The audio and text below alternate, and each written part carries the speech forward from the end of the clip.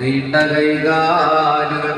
ഇതിനിവിടെ കയ്യിലൊന്ന് പിടിച്ചാൽ ഇന്ന് രാത്രി നമ്മൾ പിടിക്കും, ഉറപ്പായിട്ട്. അല്ലാഹു തോൽപ്പിക്കട്ടെ.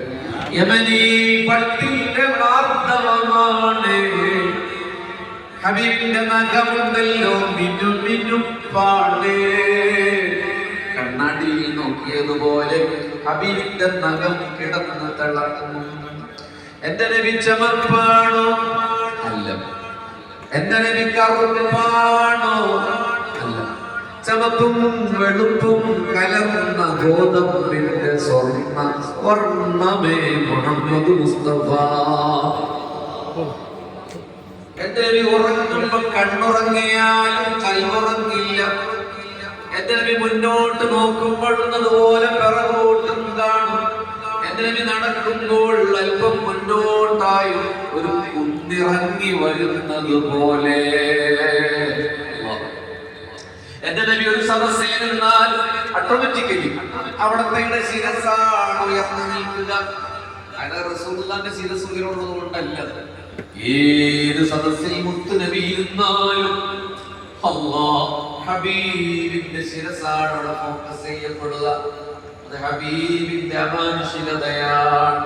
റസൂലുള്ളാഹി ഒരു വഴിയിലൂടെ നടന്നു പോയാൽ കാറ്റിന്റെ അലകളിൽ അത്തറിന്റെ പരിമള സൗഗന്ധികമാ മുഹമ്മദ് മുസ്തഫ സല്ലല്ലാഹു അലൈഹി വസല്ലം. മദീനത്തെ പള്ളിയിൽ നിന്ന് പുറത്തേക്ക് ഇറങ്ങിയപ്പോൾ കുറച്ച് കുട്ടികൾ അവിടെ കളിക്കുന്നുണ്ട്. കണ്ണു തുറക്കരുത്, റൗളയിലാണ്. ആ കുട്ടികളുടെ കവിളിൽ റസൂലുള്ളാഹി തന്റെ തിരുകര സ്പർശ സായുജ്യമറിഞ്ഞു ഒന്നിങ്ങനെ തടയും. ആ കുട്ടികളുടെ കവിളിൽ ദിവസങ്ങളോളം പരിമളം, അത്തറിന്റെ മണം.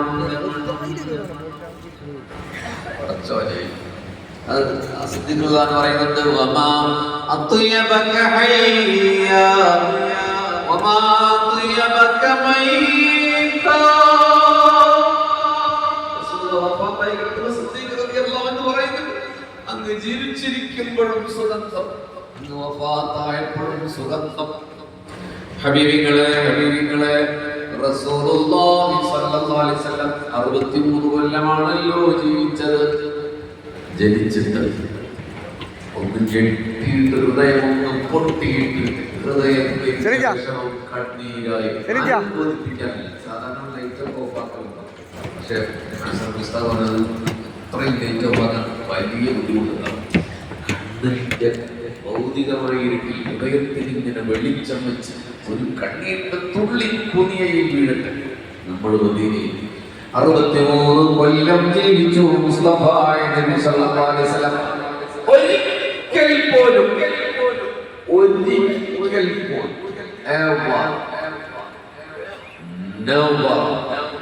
റസൂലുള്ളാഹിയുടെ ശരീരത്തിൽ ഒരു കൊതുക് വന്നിരുന്നിട്ടില്ല.